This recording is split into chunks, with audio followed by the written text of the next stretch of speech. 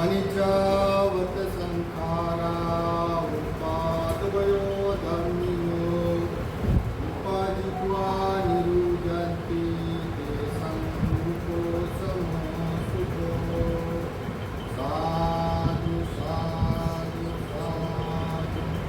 महाकारुण सत्य समुद्र लोक लोक और लोक के रहस्य जानने वाले तथागत सत्य समुद्र जिन्होंने उपदेश किया हुआ सद्धर्म, इस सद्धर्म में ब्रह्मचर्या करने वाले हरिश्राव संघ इन तीव्रता के प्रति शिक्षा वंदन करते हुए विशेष रूप से विद्यमान जो लोग आज के समय में जो लोग हिंदू संघ के बुद्ध धर्म संघ के प्रति सेवा भाव रखते हुए समझ श्रद्धा समर्पण से दान धर्म करते इनके प्रति मंगल कामना करते हैं।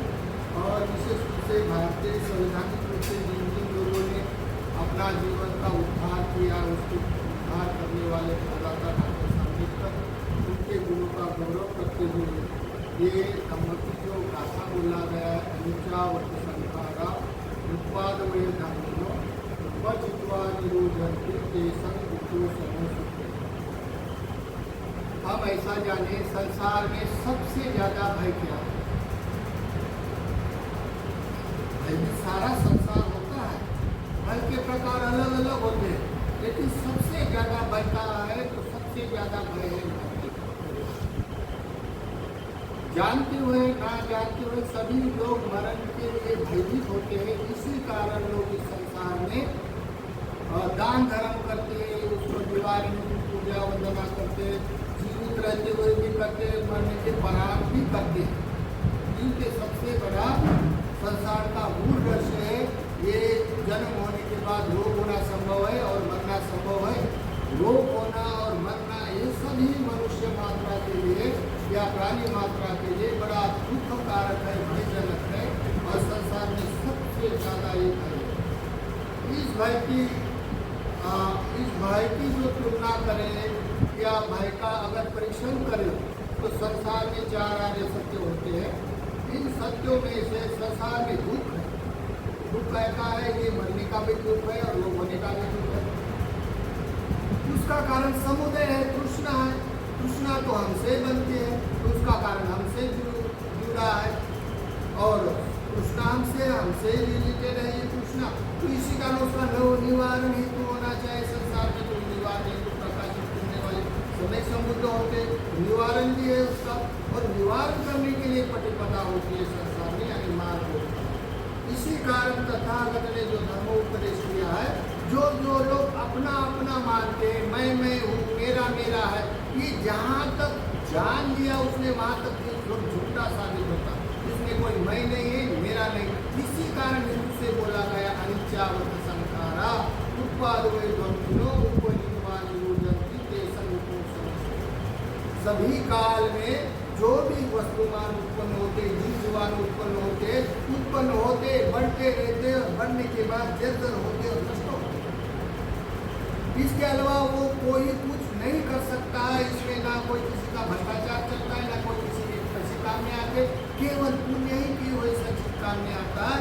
इसका निवारण केवल पुण्य से होता है। पुण्य अगर करे तो समाधि होगी, समाधि होगी तो प्रज्ञा उत्पन्न होगी, प्रज्ञा उत्पन्न हो जाने के बाद ये सब संसार में जो जाति जन्म मरण का दुख जो होता है उससे मुक्ति पा सकता है।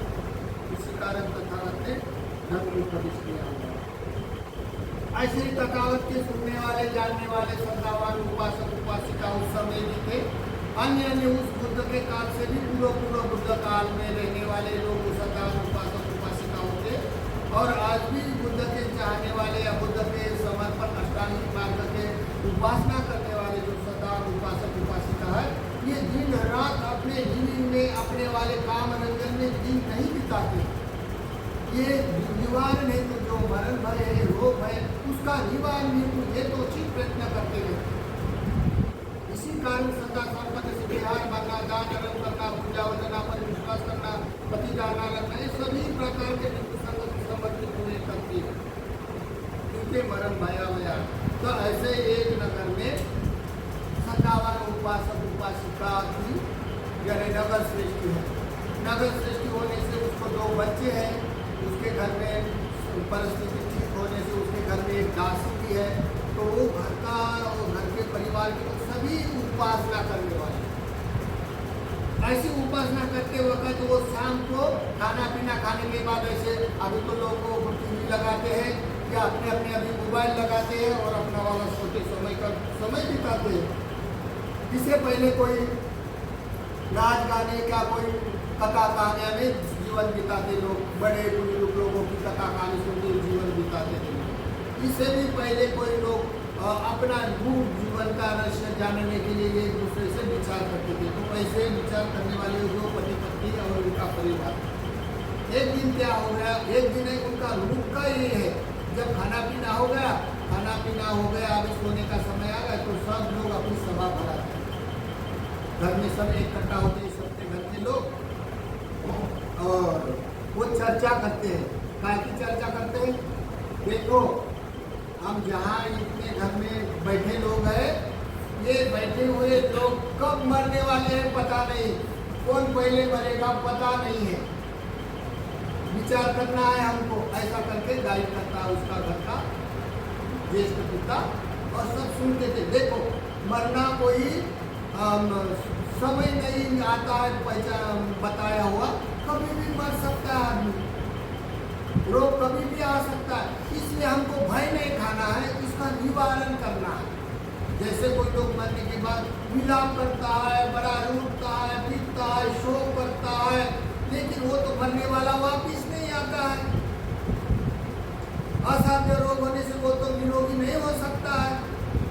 तो क्या कर सकते हैं? हम तो केवल निवारण, हम तो पुण्य संचित कर सकते हैं।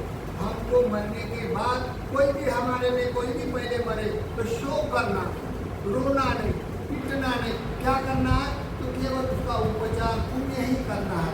ऐसा करके वो गाइड करता है।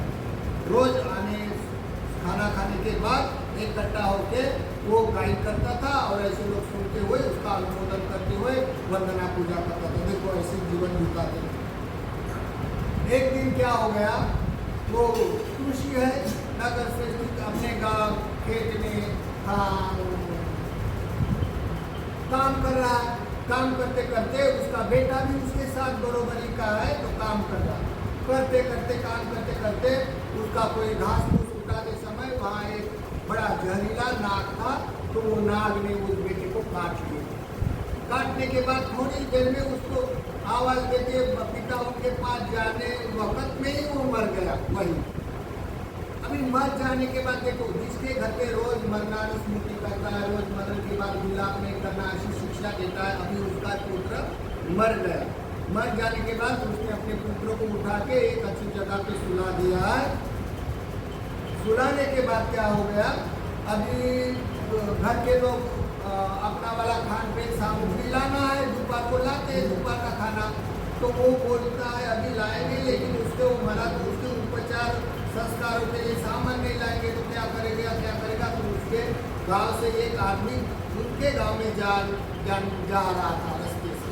वो आदमी को बोला देखो तुम अनुभव, तुम मेरे घर में जाना और मेरे घर में जाते हुए मेरा संदेशा पहुंचा दो, और बोल देना कि आज 2 आदमी का खाना नहीं लाना, क्योंकि 2 जने हैं ना, तो 2 आदमी का खाना नहीं लाना, 1 आदमी का खाना लाना, और पतिदाना, दान धर्म, पूजा, अगरबत्ती और फूल माला और पानी लेके आ जाना। ऐसा कह दो मेरे घर वाले को। फिर वो आदमी संदेशा ले जाने वाला उसके घर में जाता है, कहता है आपके खेत में आपके पिताजी ने ऐसा संदेशा भेजा है क्या, 2 आदमी का खाना नहीं लाना, 1 आदमी का लाना, और फूल माला, दूध, पता डाना, ये सब पानी वगैरह लेके आ जाना। तो वो उसकी घर में माँ थी, माँ बोलते कोई तो भी मर गया होगा, और 2 जने तो खेत में 1 का खाना है, तो 1 जन मर गया, इसलिए वो रोई नहीं। उन्होंने अगरबत्ती, फूल माला, मरने का जो सामग्री होती है उपचार की, वो लेके उसकी वाली भगिनी, उसकी घर की दासी और ये 3 जने लेके खेत में गए। खेत में जाने के बाद वो उसने खाना भी ना खाया। खाना खाने के बाद वही उसके खेत की लकड़ी घास फूस जमा किया और उसके पे डालकर जला जलाने की तैयारी हो गई उसकी, जो पूजा भावना किया और जलाने की तैयारी हो गई। कोई रो नहीं रहा, उसका बाप नहीं रो रहा, उसकी माँ नहीं रो रही, उसकी बहन नहीं रो रही, उसकी दासी नहीं रो रही। जैसा का जैसा रोज जैसा रूटीन में काम करते वैसा उसको सुला दिया। सुलाने के बाद वो जल गया। जल जाने के बाद रास्ते से एक आदमी आ रहा, बोलता है ये 2-4 लोग बैठे हैं, ऐसा क्या बात जला रहा है, तो कोई खाने पीने की वस्तु जलाकर खा रहे होंगे। ऐसे वो जाते जाते रास्ते पर उनका खेत है, तो पूछता है महानुभाव क्या खा रहे आप, भूजा भूजा कर क्या जला रहा। तो अरे बैठे है जो गोल गोल बैठे हैं 2-4 जने, बीच में बहुत अंगार जल रही है। तो बोलते महानुभाव क्या प्रयोजन है, आप ऐसे क्यों बैठे हैं। तो वो बोलता है क्या बताए महानुभाव, ये ना मेरा बेटा मर गया है ना, तो मैं उसको जलाया है, और ये उसकी माँ उसकी भगिनी हमारे घर की दासी है। तो बोलते बेटा मरा आपको, और तुम जैसे सहज काम कर रहा, ऐसी बात कर रहा। लोग तो रोते हैं, बिलखते हैं, शोक करते हैं, परिदेव करते हैं, और तुम तो कुछ नहीं करते जैसा कोई खुशी की बात है। तो तुम्हारे आँख में आंसू नहीं आया, तुम शोक नहीं करता पिता होकर बेटा मरने के बाद भी। तो बोलता है क्या बताए, मरने से तो कोई वापस आता नहीं है, और विलाप करने से भी कोई वापस आता नहीं। जिसका कर्म भाग है वो मर ही जाता है, नहीं मरने की चाह करने पर भी मर ही जाता है। तो मेरा बेटा वह करके मैं बेटा रो लूँ तो क्या वो उसका उपचार है रोने से, वो वापिस आ जाता है, जीवित हो जाता है। नहीं हो जाता तो उसका उपचार जो है वही करना पड़ता है, वही कर्म करना पड़ता है। तो इसी कारण हम कर्म कर रहे, दान धर्म पूजा वंदना भावना करके उसको जला देना। तो बोलता है वो पिता की यातना बड़ी कठोर होती है, इस कारण रोता नहीं है वो। बोलता है वो आदमी पिता का यातना बड़ा कठोर होती है, इसलिए तुम पिताओं पर पुत्र मरने के बाद में शोक नहीं करता, रोता नहीं। तो उसको बोलता है तुम कौन है ये मरने वाली बेटे की कौन है। तो बोलते मैं तो माँ हूँ जी, माँ हूँ उसकी वाली। तो बोलते हैं यार पिता तो कठोर होता है, लेकिन माँ तो बड़ी लाड प्यार करने वाली, उसका चाहने वाली होती है, तो बड़ी विलाप करती है, खाना नहीं खाती है, साथ पर नहीं, जीवन भर जब जब आपकी याद आती है तब तब रोना चालू कर देती है, शोक करती है, परिदेव करती है, शांति पीट कर रोती है। और तुम माँ होकर कुछ भी नहीं करती, क्या तुम्हारी ममता नहीं है। ऐसा बोलने के बाद वो बोलती है देखो बिना पूछे आया था और बिना बता के चला गया, क्या रोना है, रोने से तो वापिस नहीं आएगा वो। हाँ, और जो रोते हैं ये तो मोहगामी लोग होते हैं। हाँ, सभी संसार तो नित्य नहीं रहता, सब मरणधर्मी है। मेरा बेटा क्या सारी दुनिया मरती रहती है, ऐसा करने से बोलता है। और ये माँ तो ऐसी ज्ञान बता रही है और मरने के बाद रो भी नहीं रही है, ऐसा करके बोलता है अरे ये तो कमाल है, मैंने ऐसे कभी देखा नहीं है मरने के बाद ऐसा कोई हर्ष उल्लास करने वाला बात। हाँ, फिर उसको दूसरे को बोलता है तू कौन है, बोलते मरने वाली तो मैं भगिनी हूँ, बहन हूँ मैं उनकी वाली। अरे बोलते पिता रहने के बाद भाई होता है, भाई जन्म भर उनकी वाली संगी साथी होता है, सुख दुख का संगी साथी होता है भाई, और तुम भगिनी होकर भाई के लिए नहीं रोती है।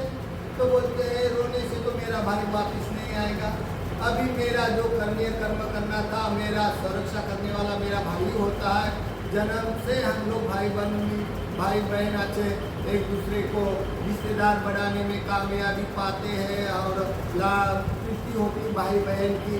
अभी ये नहीं रही तो उसके लिए हम क्या शोक करने वाला है, वो तो डबल आएगा नहीं ना, मेरा रोने से तो वो वापस आएगा नहीं, उसका तो वो उपचार नहीं। लेकिन दान धर्म पूजा वंदना करने से ही उसका उपचार होता है, मरने के बाद भी, जीवित रहने के बाद भी, मरने के बाद भी यही उपचार है। ऐसा करके बोलता है ये भी बहन को बोलते थोड़ा कठोर है ये लोग, और ये ज्ञान की बात कर रहे हैं। वास्तविक तो बात तो सही है, क्या मरने के वाला तो कोई नहीं आता है। फिर उसके घर में एक छोटी सी काम करने वाली महिला थी, तो उसको बोला क्या रे ये मरने वाला तुम्हारा कौन लगता है। तो बोलता है ये मेरा मालिक है, स्वामी है। तो बोलता है तेरे को कपड़े नहीं देता होगा, तेरे को खाना नहीं देता होगा, इसी कारण तू तो रोती नहीं है। तो वो बोलते हैं ऐसा मत कहो, मेरा स्वामी मेरे खाने पीने से अपनी पूरी समाज नहीं करने वाला था, रोने से तो वापिस नहीं आता है और शो करने से भी वापिस नहीं आता है। ऐसा बोलने से वो सुनने वाला आदमी बोलता है चार के चार एक जैसे बोल रहे, बोलते हैं ये मैंने देखा है कोई भी मरा तो रोते बिलखते शो करते, लेकिन तुम लोग इस तरह बात नहीं कर रहे, ज्ञान की बात करें, क्या बात है ऐसे, आपने कहाँ से सीखा? तो बोलता है हम लोग रोज अभ्यास करते हैं मरने के बाद क्या क्या होता है, मरणानुस्मृति और मरने के लिए, मरने के परान जीवन में क्या करना है, मरने के बाद क्या होता है, इसका हम स्टडी करते हैं, अभ्यास करते हैं। इसी कारण रोना पीटना शो करने से तो कोई मरने वाला वापस नहीं आता। तो बोलते ये तो सच्चाई है, तो ये सच्चाई तुमको सिखाया किसने? वो पूछ रहा।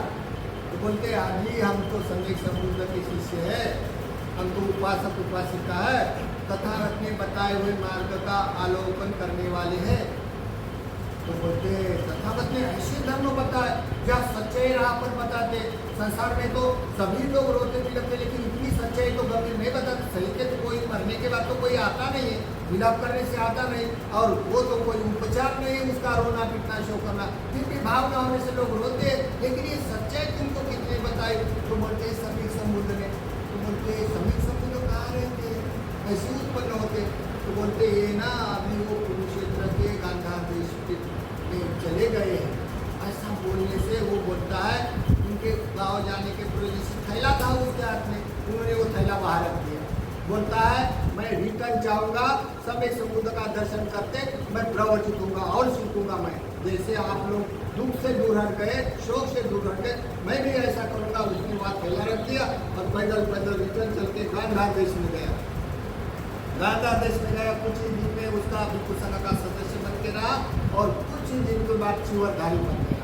चिवरधारी बनकर कुछ ही दिनों में उसको धम्म संग्रह होकर मार्गगामी हो गया। तो देखो जो कोई तथागत सम्यक समुद्र का जो सत्य है, संसार में दुख है, दुख का कारण है, कारण को विरोध कर सकता है, करने के लिए प्रतिपदा, ये सत्य ही चार आर्य सत्य में छुपी है। जिसने चार आर्य सत्य का दर्शन किया है वो मनुष्य प्रज्ञापूर्वक अपना अवलोकन करते हुए मरने वाले के प्रति और मरते हुए उनके प्रति, मरने वाले के मरने के बाद भी और जीवंत रहने से ही ये सभी के सभी अपने पुण्य कर्म करना चाहिए, निवारण को वैसे करते हैं और सच्चाई को प्राप्त होते हैं। तो ये अनिचावत संखारा उपादमय गम्भिनो उपजित्वा निरुद्धन्ति ते संग को समझो। इसी कारण तथागत उपदेश के वचन है, सभी संसार के वस्तुमान उत्पन्न होते हैं, बढ़ते हैं और समय पाते जर्जर होकर नष्ट होते हैं। तो इसी कारण तथागत के अनुयायी उपासक उपासिका पुण्य ये अभ्यास करते हुए सभी संसार के दुख निवारण हेतु पुण्य कर्म करते हैं और पुण्य कर्म करने के सभी संसार के दुख चक्र से मुक्त होते हैं। और इस पुण्य से आज जो भोजन दान दिया है तक्षशिला बुद्ध विहार में, जो स्थानीय भिक्षु विहार के अधिपति महानुभाव बनते पूजने भट्टे प्रज्ञा बोधि जो उपस्थित नहीं है, उनके आपको नहीं होने के कारण हम लोगों को उपदेश करने के लिए बोला गया। तो ये आज जिसने अपने वाले दुख संकट आपत्ति को निवारण को भोजन दिए है, पुण्य संचित किए है, वो भी लोग अपने अपने संसार की सच्चाई पहचान कर रहा पर चले, देर सवेरे उनको भी ये पुण्य का लाभ होगा। और आज के जो भी लोग बैठे हैं या पुण्य संचित है उनको सभी का और सभी के लिए मंगल कामना करते हैं कि ये वो भी अपने राह पे अपने मार्ग पे चले, वो भी सभी संसार के दुख चक्र से मुक्त होवे। और मंगलम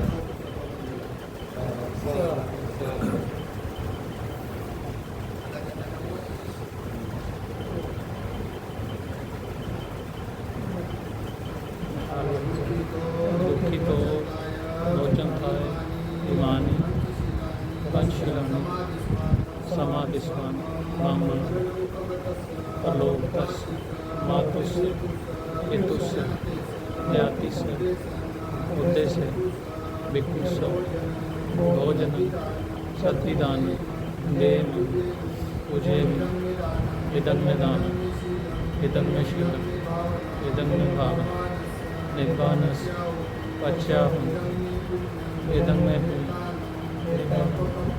उपकापति यदन में अपनी सबके सब अनुमोदन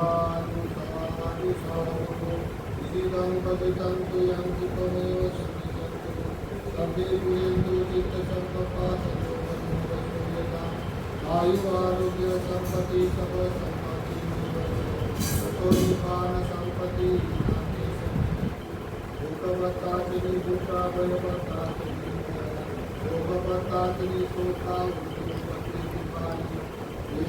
भूताचिनी संपदं सत्ये देवानुमोदन्तु